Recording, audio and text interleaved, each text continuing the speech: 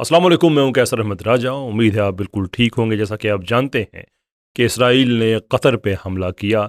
ये एक बैनुल-अक़वामी ख़बर है जिसको वास्ट पैमाने पे रिपोर्ट किया गया, लेकिन हकीकत ये है कि ये हमला सिर्फ कतर पे नहीं किया गया बल्कि कई एक जो मशरिक़ वस्ता के ममालिक हैं उन पे अटैक किया गया, लेकिन फ़ोकस ज़्यादा कतर पे है। मैं भी ज़्यादा आज की वीडियो में इसी पे ही बात करूँगा। उसकी वजह ये है कि इस तरह का एक सोफिस्टिकेटेड अटैक इससे पहले हमने ईरान में देखा, और उसके बाद हमने एक जंग देखी मुख्तसर, जो इसराइल और ईरान की जंग है, जिसमें दोनों मुल्क क्लेम करते हैं कि फ़तह उनकी हुई, लेकिन जो ऑब्जेक्टिव एनालिसिस हैं वो यही बताते हैं कि जो ईरान ने नुकसान किया इसराइल का वो अनप्रेसिडेंटेड था। खैर, उस पर काफ़ी कंटेंट पहले आ चुका है। अब जो कतर का मामला है ये बहुत संजीदा इस हवाले से है कि इस दफ़ा इसराइल ने वो बाउंड्री पुश की है जो एक दफ़ा उसको बताया जा चुका है कि तुम पुश ना करो, और बताने वाला कोई और नहीं बल्कि ख़ुद अमेरिका है। वो बाउंड्री कुछ इस तरह से है कि डोनाल्ड ट्रंप का ये ख्याल है कि अमेरिका बहुत सी बैनुल-अक़वामी जंगों में हिस्सा बना हुआ है और वो अमेरिकन इकॉनमी के लिए ठीक नहीं है। $30 ट्रिलियन से ज़्यादा के इस वक्त जो ज़िम्मेदारियाँ हैं, जो कर्ज़ा है, जो बाकी चीज़ें हैं अमेरिका पे, और ये 80 ट्रिलियन से भी बात ज़्यादा चली जाती है अगर उसकी जो सोशल वेलफेयर की कमिटमेंट्स हैं अगर उसको शामिल किया जाए। और इस वक्त अमेरिका के पास ये पैसा नहीं है, इसलिए वो आलमी जंगों से चीज़ों को आहिस्ता आहिस्ता उसको डी स्केल करके मामलात को ठीक करना चाहता है, और इसराइल कतई तौर पे ये नहीं चाहता। तो ट्रंप ने एक दो दफ़ा ये बातें कहीं नेतन्याहू को कि ये अब मामला ख़त्म करो, लेकिन उसने न सिर्फ ये कि ख़त्म नहीं किया बल्कि उसको बढ़ाया। पिछली जंग में अमेरिका को टेक ओवर करना पड़ा उस जंग को, इसराइल की तरफ से आके थोड़ा सा उसने ईरान का नुकसान किया और उसके बाद जंग बंदी की तरफ चला गया। तो इसराइल को डीप डाउन थोड़ा सा इसकी रिजेंटमेंट भी है कि अमेरिका ने आके वो जंग हमसे हाईजैक कर ली।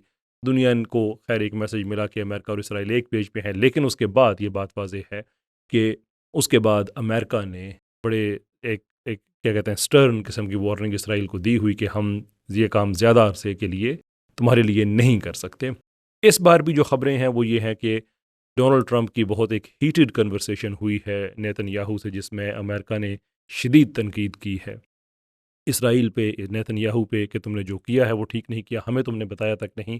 यहाँ पे मैं ये भी बताता चलूँ कि रिपोर्ट्स ऐसी भी हैं कि इसराइल के ना बताने के बावजूद अमेरिका को पता चल गया था, और उसने इसराइल की तवक्कुआत के ख़िलाफ़ कतर को पहले से बता दिया था कि आप पे ये हमला होने वाला है। ये जो ओपन सोर्स इंटेलिजेंस के नेटवर्क हैं वहाँ से ख़बरें आती हैं, हर ख़बर की तस्दीक नहीं की जा सकती, लेकिन बहरहाल ये एक ख़बर मौजूद है।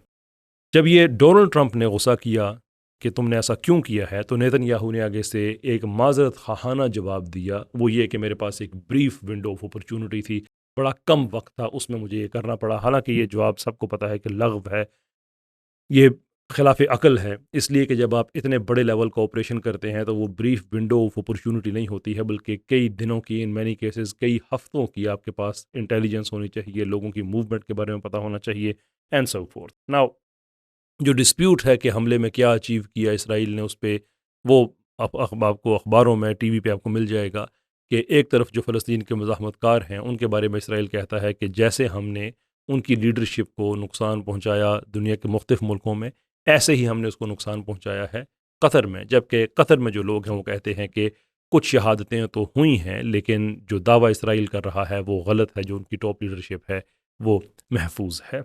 वेदर वो महफूज है या नहीं है, वन वे और दी अदर, जो ये अटैक है ये बैनुल-अक़वामी क़वानीन के ख़िलाफ़ है। और अब ये बात वाज़े से वाज़े तर होती जा रही है कि वो जो एक रूल्स बेस्ड ऑर्डर था, खैर वो कभी भी नहीं था, वेस्ट की हद तक ही था, और उस पे वो एक डिफरेंट कहानी है, लेकिन बहरहाल एक बज़ाहिर एक चीज़ लगती थी कि है, अब वो ख़त्म हो चुका है। जिस तरह से इसराइल ने पिछले 1-2 सालों में रूथलेस तरीके से जेनोसाइड, इंटरनेशनल जो लॉज हैं उनकी खिलाफ वर्जी जो जिस तरह से वो कर रहा है बग़ैर किसी इम्प्यूनिटी के, उससे तो ये लग रहा है कि वो जो इल्यूजन थी रूल्स बेस्ड ऑर्डर की वो भी ख़त्म हो चुकी है। पर नाउ द क्वेश्चन इज़ कि बात अब इससे आगे कहाँ पे जाएगी, क्योंकि जो हुआ वो तो हुआ, अगरचे वो भी कम नहीं है, कतर भी जंग की तैयारियों में है। वो किस हद तक जाएंगे तो हमें नहीं पता, लेकिन उनके पास जो ऑप्शंस हैं, जो उनके पास लोकल एलाइज हैं, उनमें there are few options they have got available, one of which obviously is कि वो जो तेल वगैरह की सप्लाई है उस पर कुछ ना कुछ वो करें, उसकी रुकावट के लिए कुछ करें, प्राइसेस को मैनिपुलेट करना एंड सो फोर्थ। लेकिन अगेन वो क्या एग्जैक्टली करेंगे, इट्स टू अर्ली टू से। लेकिन जो उनका बयान है कि जंग चाहते हो, माफ़ी चाहता हूँ, अमन चाहते हो, تو جنگ کے لیے تیار رہو. یہ اب آفیشیل بیان قطر کی طرف سے موجود ہے. وہی پرانا رومن ایکیڈیم جو میں نے کئی دفعہ ویڈیوز میں ایکسپلین کیا ہے کہ سی وز پیکم پیرابیلم، کہ اگر امن چاہتے ہو تو جنگ کے لیے تیار رہو.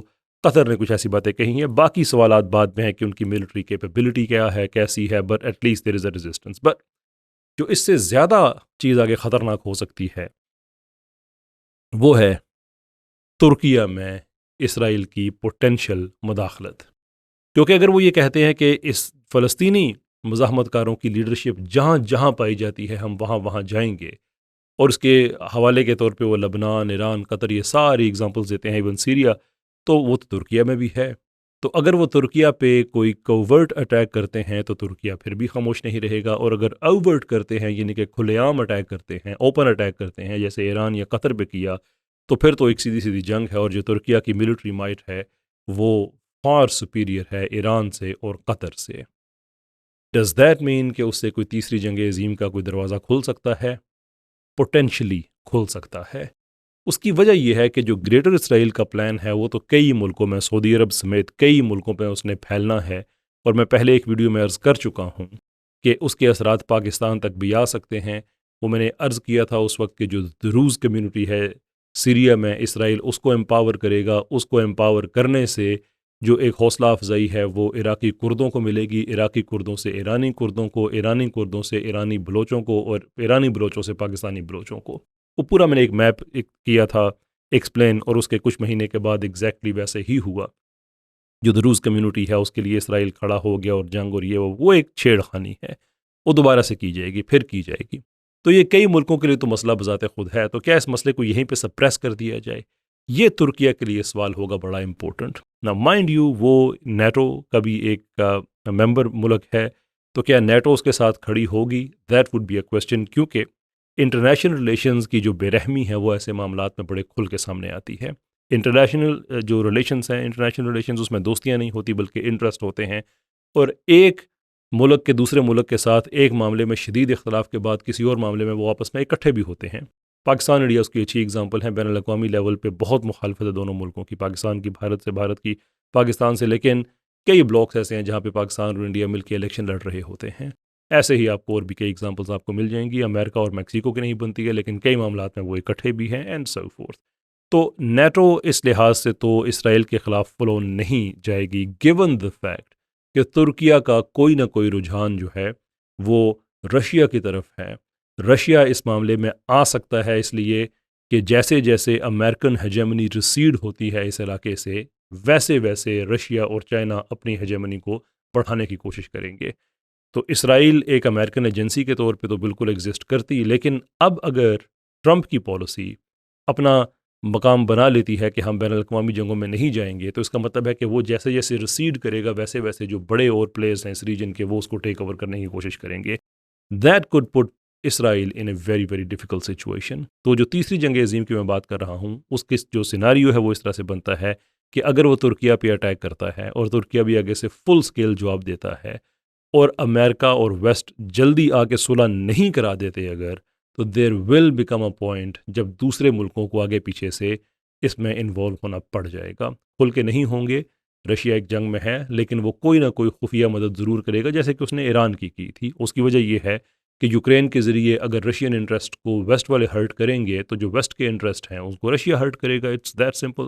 اٹس جو تم کرو گے وہ ہم کریں گے. دیٹس بیسیکلی جو انٹرنیشنل ریلیشنز میں ہوتا ہے.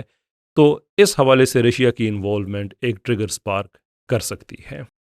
مڈل ایسٹ کے بہت سے ممالک ایسے ہیں جہاں پہ لوگ بھرے پڑے ہیں، حکومتوں سے بھی نالاں ہیں کہ آپ کو کچھ کرنا چاہیے، یہ اسرائیل تو بہت ہی آگے بڑھتا جا رہا ہے. سو دس may not itself become a precursor to the third world war، لیکن یہ اس کی طرف ایک بڑا قدم ڈیفینیٹلی ہے. مائنڈ یو، ایک پانی کی بوتل خالی ہوتی ہے تو اس میں ایک قطرہ پانی کا پڑتا ہے، وہ تھوڑا تھوڑا اس میں پانی زیادہ رہتا ہے تو وہ کوئی نیوز نہیں ہے، کوئی نوٹ نہیں کرتا اس کو. لیکن جب وہ پانی کی بوتل بھر جائے تو پھر جو قطرہ اس میں آ جاتا ہے وہ باہر آ جاتا ہے. تو آپ کہہ سکتے ہیں کہ ہے تو یہ وہی قطرہ، لیکن اب یہ نوٹیبل ہے اس لیے کہ اس بوتل سے باہر آ رہا ہے. بل وہ اس لیے کہ پہلے اتنے قطرے اس بوتل کے اندر جا چکے ہیں کہ اب وہ بوتل بھر چکی ہے. یہی انسانی رشتوں میں ہوتا ہے، یہی انٹرنیشنل ریلیشنز میں ہوتا ہے. جیسے مثال کے طور پہ یہ کہا جاتا ہے کہ پہلی جنگ عظیم سٹارٹ ہوتی ہے صرف ایک شخص کے قتل سے، دیٹ از ٹرو، لیکن اس سے پہلے وہ بوتل بھری ہوئی تھی. All it took just one مین.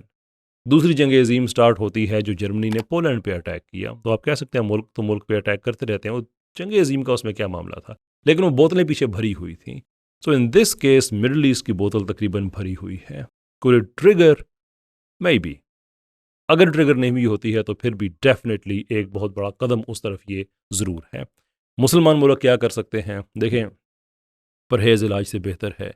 اگر مسلمان ملک اکٹھے ہو کے اپنی ایک متحدہ کوئی ایک ڈیفنس فورس بناتے ہیں، اعلان کرتے ہیں کہ کسی ایک ملک پہ حملہ، سارے اسلامی جو ممالک ہیں ان پہ وہ حملہ تصور کیا جائے گا، نہ اسرائیل نے لمبی جنگ لڑنی ہے، نہ امریکہ نے لڑنی ہے، نہ کسی اور نے لڑنی ہے، یہ معاملات ختم ہو سکتے ہیں اگر یہ سٹانس لیں. لیکن اگر نہیں لیتے ہیں تو اسرائیل ایک ایک کر کے سب کو ہٹ کر رہا ہے، ایک ایک کر کے. آج سعودی عرب خوش ہے کہ قطر پہ حملہ ہو گیا اور سعودی عرب نے اپنی ایئر سپیس بھی پرووائڈ کی کہ کتنے 100 کلومیٹر سعودی جو ایئر سپیس ہے اس سے ان کی جو وارفیئر ٹیکنالوجی ہے اسرائیل کی بورڈ کے وہاں پہ پہنچی ہے. دو کچھ رپورٹس یہ بھی ہیں کہ قطر کے اندر سے بھی یہ حملہ کیا گیا. لیکن اگر سعودی عرب اس معاملے میں خاموش ہے تو گریٹر اسرائیل میں تو سعودی عرب کے بھی کافی، پرٹیکولرلی جو شمالی سعودی عرب ہے اس کے کافی حصے شامل ہیں. تو پھر کیا ہوگا؟ پھر کیا قطر تماشا دیکھے گا؟ ایران تماشا دیکھے گا؟ ایک ایک کر کے مٹنے سے بہتر ہے کہ یہ سارے اکٹھے ہو جائیں، اپنی ایک متحدہ ڈیفنس پالیسی بنائیں، یہ پبلک سٹیٹمنٹ دے دیں کہ کسی ایک پہ حملہ تصور کیا جائے گا سب پہ، تو ہم ایسی بڑی کسی جنگ کو روک سکتے ہیں. ادروائز اٹس انیویٹیبل، یہ کسی نہ کسی وقت ضرور ہوگی.